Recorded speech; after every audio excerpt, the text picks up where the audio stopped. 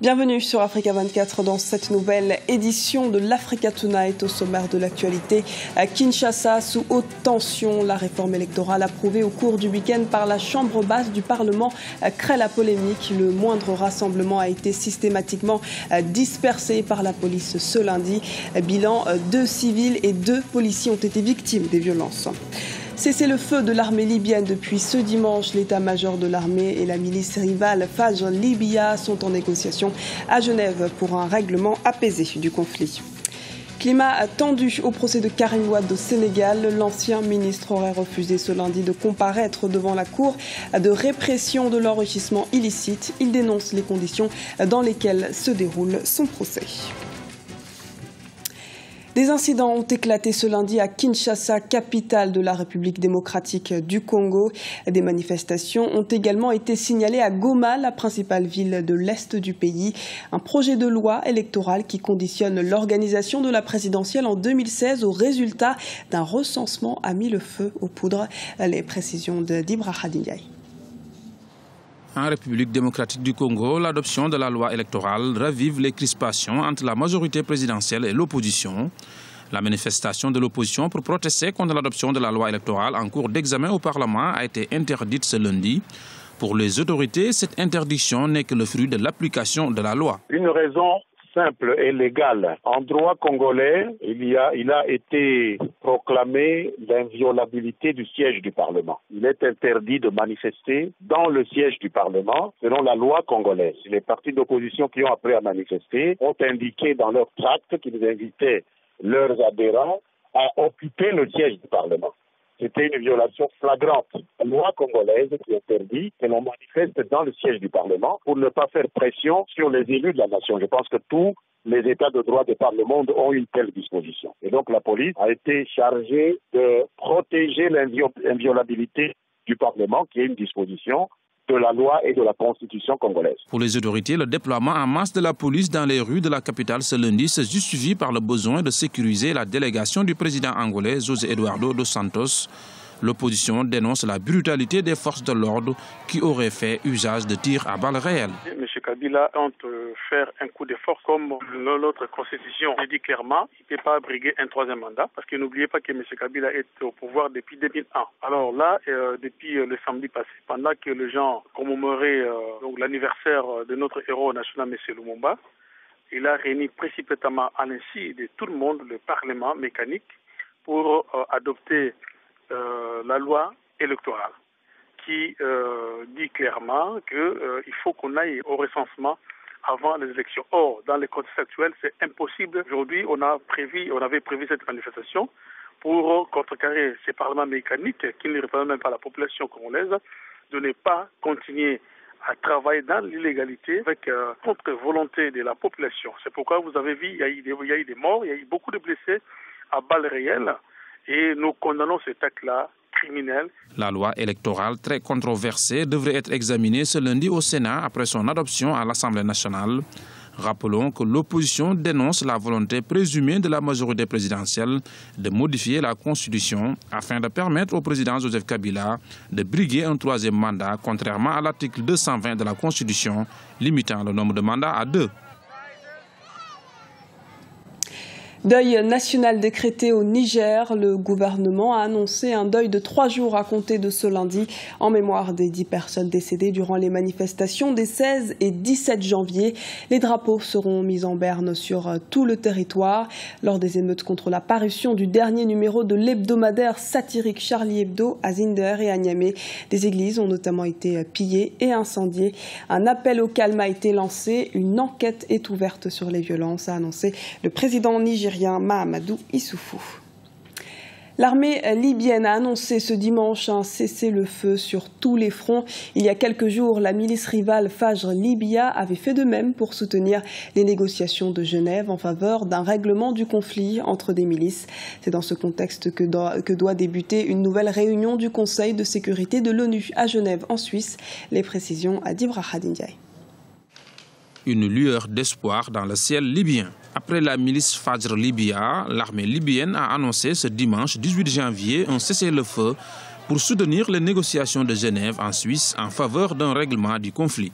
La coalition de milices qui contrôle la capitale Tripoli, la ville de Misrata, avait également annoncé vendredi un cessez-le-feu sur tous les fronts. C'est le premier pas dans la bonne direction. La crise libyenne a besoin d'une solution politique, ça c'est sûr, parce que la solution militaire, ce sera très coûteux et ça très très long. Donc moi, je juge la réunion de Genève positivement et que les partis qui sont participés ont la volonté d'aboutir à quelque chose. Reste à savoir qu'il y a une faction pas négligeable à Tripolis qui refuse le dialogue. Mais tant mieux, parce que maintenant, ces factions à Tripoli qui refusent le dialogue et la solution pacifique de la crise libyenne va être la cible légitime de toute la communauté internationale. Sous l'égide de l'Organisation des Nations Unies, une seconde réunion sur la paix en Libye se tiendra la semaine prochaine à Genève. L'objectif de la communauté internationale est en effet de mettre la pression sur les différents groupes armés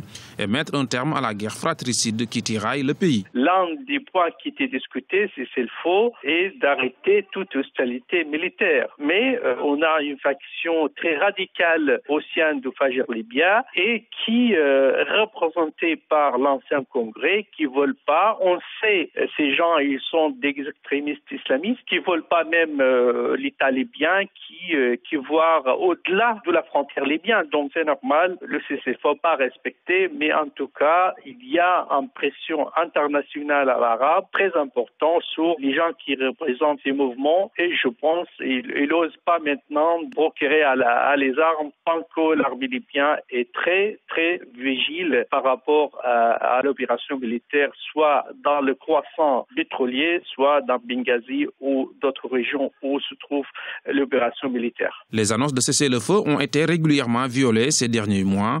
Face à la crainte d'un regain de violence, le Conseil de sécurité de l'ONU a renouvelé sa volonté ferme d'appliquer des sanctions contre ceux qui s'opposeraient à la paix en Libye. Boko Haram multiplie ces derniers mois les attaques au Cameroun. Le groupe islamiste nigérian étend son action dans la région et a mené une nouvelle incursion à l'extrême nord du pays ce dimanche, alors que l'armée tchadienne se déploie en renfort. Les précisions de Djibril Fofana. Une nouvelle attaque de Boko Haram au Cameroun. Il s'agit de la plus violente agression perpétrée par la secte islamiste. L'attaque s'est soldée par plusieurs victimes et des dizaines de prises d'otages. Le Cameroun est en première ligne dans la bataille contre la secte islamiste Boko Haram et est devenu une des principales cibles du mouvement islamiste. Pour le gouvernement camerounais, cette nouvelle attaque de la secte islamiste doit sonner le tocsin de la mobilisation internationale contre l'un des groupes terroristes les plus meurtriers au monde. Nous avons été l'objet d'une agression barbare d'une secte sans foi musulmane qui s'est attaquée à un de nos villages situés dans le département de Mayo-Sava. Dans leur action diabolique, ils ont tué 3 personnes, détruit 80 habitations et pris en otage des femmes et des enfants. Et nous estimons le nombre pour l'instant, disons en gros, à une 50aine de personnes. La recrudescence des attaques de la secte islamiste au Nigeria et au Cameroun représente un défi sécuritaire pour l'ensemble des pays du continent. Les efforts déployés par les États restent encore isolés et disproportionnés par rapport à l'ampleur de la menace. Boko Haram est une filiale de l'international du terrorisme. C'est la communauté internationale qui devait s'organiser pour faire face à ce fléau qui n'est qu'une excroissance des mouvements violents que nous connaissons jusqu'à là. Et c'est donc pour cette raison que nous appelons de toutes nos forces, et d'ailleurs l'Union africaine, la France, la Chine et ainsi de suite, que ces ensembles-là apportent de l'assistance aux pays de la ligne de front pour faire face à la situation. Cette nouvelle attaque intervient quelques jours après l'engagement militaire du Tchad auprès du Cameroun. Mais la mobilisation doit dépasser le cas des seuls États frontaliers avec le Nigeria. Le président en exercice de la CEDEAO, le Ghanéen John Dramani Mahama, a invité les États du continent à inscrire cette question comme priorité lors du prochain sommet de l'Union africaine. Reprise du procès de Karim Wade de ce lundi 19 janvier au Sénégal. Détenu depuis 2 ans à la maison d'arrêt de Rebeuss, la procédure judiciaire reste décriée par les avocats de la défense. Les organisations de défense des droits de l'homme s'inquiètent également de l'état de santé du prévenu. Les explications de Birama Saounera. Le procès de Karim Wade a repris ce lundi 19 janvier 2015. Cette reprise du procès est marquée par le refus de l'accusé Karim Wade de comparaître devant la Cour de répression de l'enrichissement illicite. Un procès plein de rebondissements et marqué par de multiples incidents. Jeudi dernier, l'ancien ministre Karim Wade a décidé d'observer une grève de la faim. Objectif, protester contre la violation de ses droits. Une situation déplorée par ses avocats. Cependant, pour les avocats de l'État, la grève de la faim ne peut pas entraver le déroulement du procès. Je pense que quand Karim Wade observe une grève de la faim pour protester contre l'expulsion d'un seulement de ses avocats, il y en a à peu près 10. Bon, ce sont 3. Mais il ne peut pas imposer à la Cour son dictat. Les avocats de Karim Wade ont été restés. Ils ont été solidaires. Là aussi, c'est leur position que je respecte. Mais ça ne peut pas empêcher le déroulement normal du procès. Autre fait marquant de ce procès Karim Wade, l'expulsion de maître El Hadj Amadou Sall, un des avocats de défense lors de la dernière audience par le président Henri Grégoire Diop. Même si un consensus a été trouvé, la tournure du procès inquiète aujourd'hui les organisations de défense des droits de l'homme. Nous avions déploré même que la CREI en elle-même utilise des procédures qui ne respectent pas le droit à un procès équitable. Et aujourd'hui, cela nous donne raison parce que les échanges ou les polémiques que nous voyons d'audience en audience entre les avocats de défense et le président de la Cour n'augure pas aujourd'hui à ce qu'on rende une décision dans la sérénité. Karim Wade a mis fin à sa grève de la faim suite à la médiation des leaders religieux. Ses avocats estiment que la Cour a l'obligation de le soigner pour qu'il retrouve toutes ses capacités physiques afin de pouvoir faire face au procès. Pour rappel, Karim Wade aurait été brutalisé et blessé par un agent pénitentiaire la semaine dernière. Le procès reprend mardi. Sport à présent, la Coupe d'Afrique des Nations se poursuit en Guinée équatoriale. Le groupe C a fait son entrée dans la compétition ce lundi.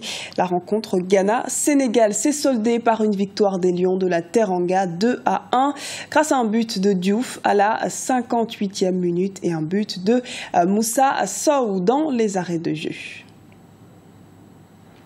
Ce mardi, c'est le groupe D qui prend part à la compétition. La Côte d'Ivoire, le Cameroun, la Guinée et le Mali vont livrer une belle lutte dans le groupe D de la CAN 2015. Le Mali devra affronter le Cameroun à Malabo à 19h GMT.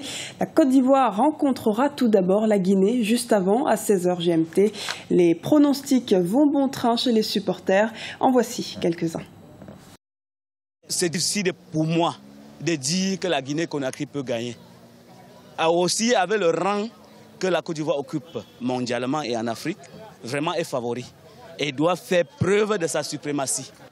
Guinée-Conakry et Côte d'Ivoire là, on va gagner Côte d'Ivoire 2-0. Pour nous, on ne parle pas beaucoup. La Côte d'Ivoire va battre la Guinée-Conakry 2-0. Je suis supporter 100% de Sili national de Guinée-Conakry.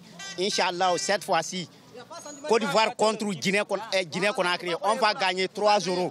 Guinée-Conakry va gagner 2-0. On a l'espoir de gagner, Guinée-Conakry de gagner contre Côte d'Ivoire 2-0. Ce journal a été réalisé par l'ensemble de la rédaction. Nous vous remercions pour votre fidélité. Dans un instant, une nouvelle édition de l'actualité sur Africa 24.